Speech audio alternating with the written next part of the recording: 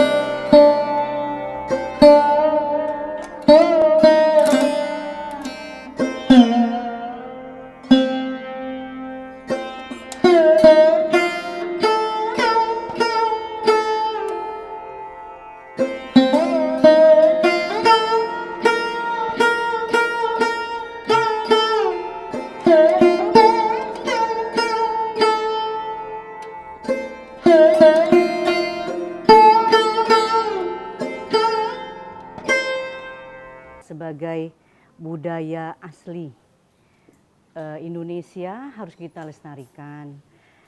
Bungo juga seperti itu, ingin melestarikan batik dan ingin mengenalkan kearifan lokal yang ada di Kabupaten Bungo.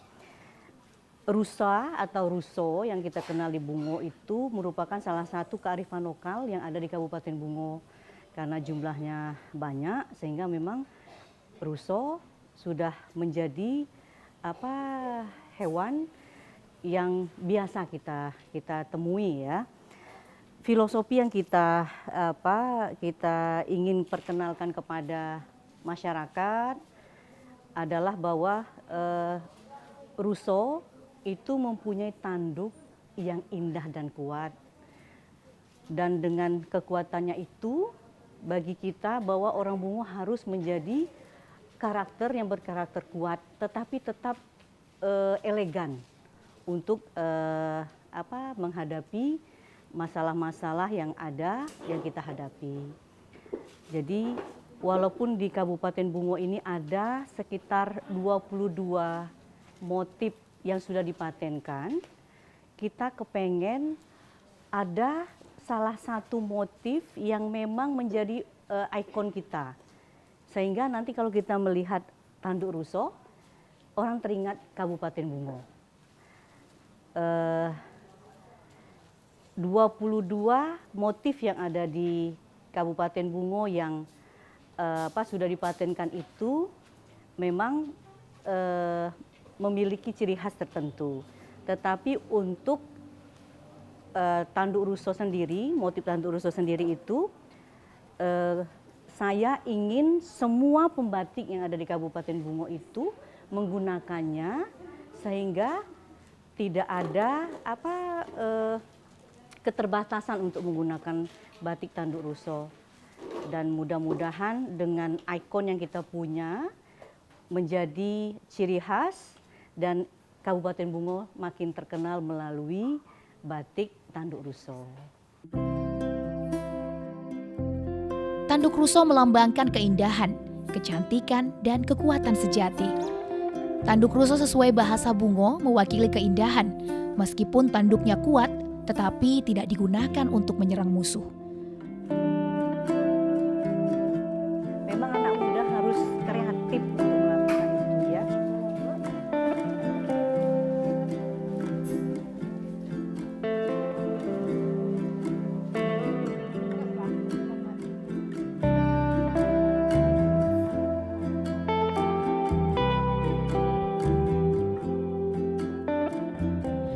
Banyak informasi yang aku dapat setelah melihat secara langsung proses pembuatan batik Jambi khas motif Bungo. Ternyata motif tanduk ruso memiliki filosofi dan makna yang cukup dalam.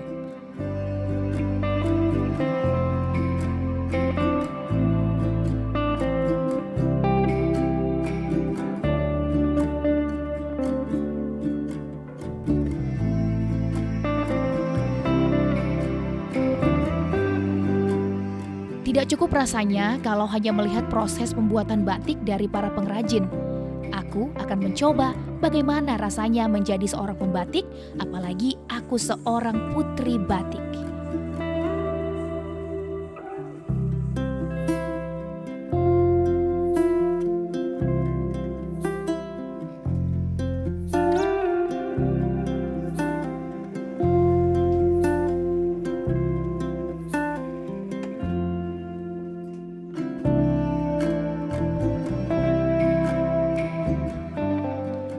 Sebagai salah satu putri batik Kabupaten Bungo, aku senang melihat berbagai jenis batik yang ada di salah satu sentra batik di kota Muara Bungo.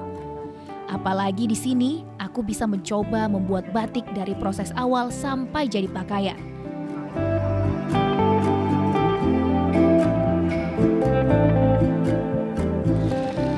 Ternyata batik Bungo motif tanduk ruso menjadi dasar batik di sini. Setiap pengrajin bisa memodifikasi dengan motif lain tanpa meninggalkan unsur motif tanduk ruso.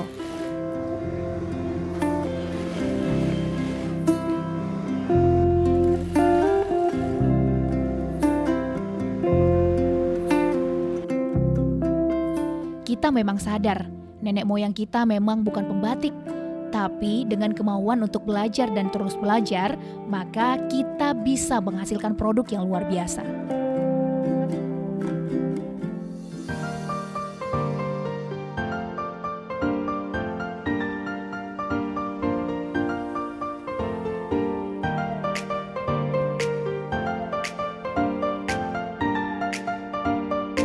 Aku sangat mengapresiasi semangat dan hasil batik dari Bungo.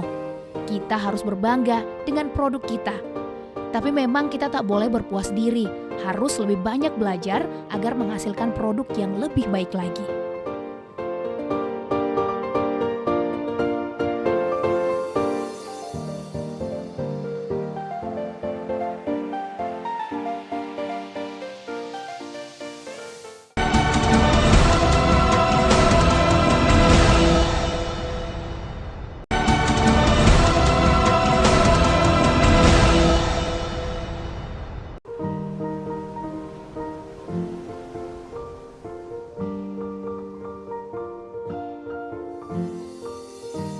Di Gedung Dewan Kerajinan Nasional Daerah Kabupaten Bungo inilah tempat di mana hampir semua produk lokal dipromosikan.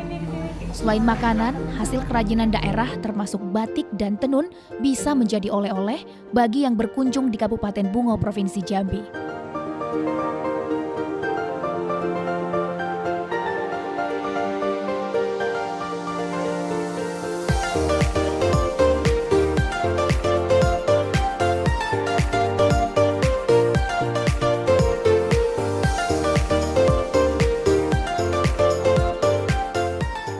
Angelika Dwi Salsabila juga putri batik, tapi putri batik Bungo tahun 2019. Kami sama-sama mengemban tugas memperkenalkan batik khas daerah kami di Kabupaten Bungo.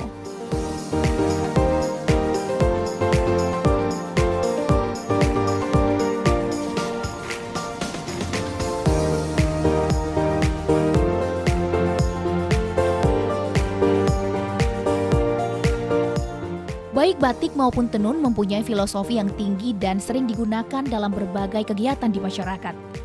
Batik memang lebih populer dibandingkan dengan tenun karena batik lebih mudah didapatkan dan harganya cenderung lebih murah jika dibandingkan dengan kain tenun.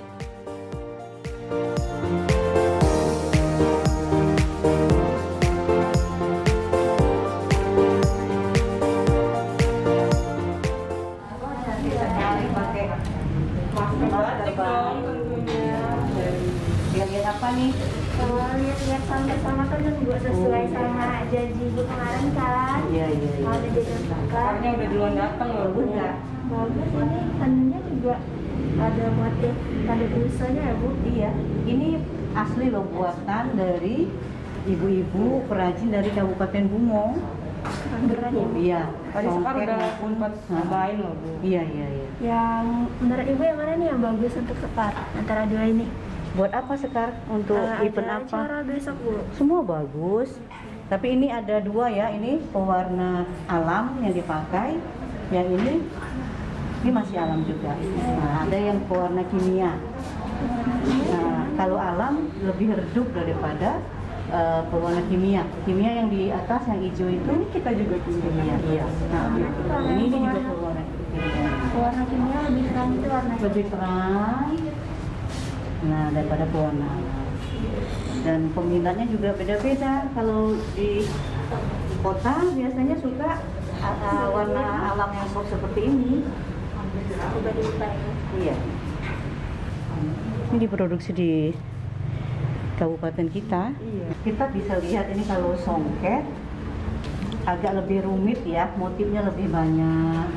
Nah, seperti ini. Motifnya lebih banyak, tentu memakan waktu yang lebih lama. Kalau songket seperti ini bisa memakan waktu sampai sebulan, bahkan lebih ya, karena memang motifnya lebih rumit dan menggunakan benang yang lebih banyak.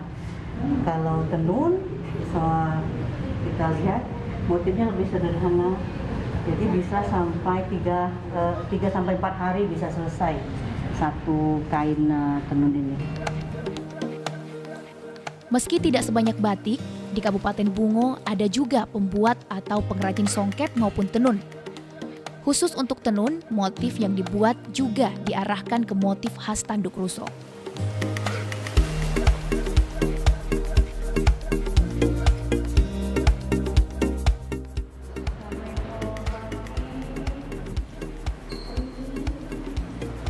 Meski begitu, kain tenun tidak kalah jika dibandingkan dengan batik. Kain tenun memiliki keindahan dengan keunikannya tersendiri, sehingga sudah banyak masyarakat yang melirik kain tenun baik untuk digunakan sebagai pakaian maupun sebagai benda koleksi.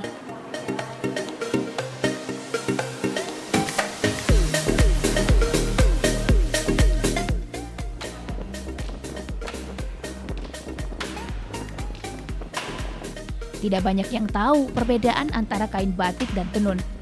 Bahkan banyak yang mengira jika batik adalah salah satu jenis kain tenun dan sebaliknya.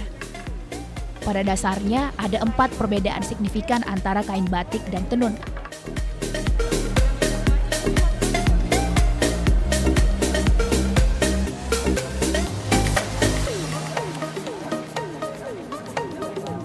Meski aku dan Angel adalah putri batik Kabupaten Bungo, namun tidak ada salahnya juga kami mengetahui apa dan bagaimana pembuatan kain songket maupun tenun. Apalagi di Kabupaten Bungo, ada juga pengrajin kain songket dan kain tenun, walaupun jumlahnya tidak sebanyak pengrajin kain batik.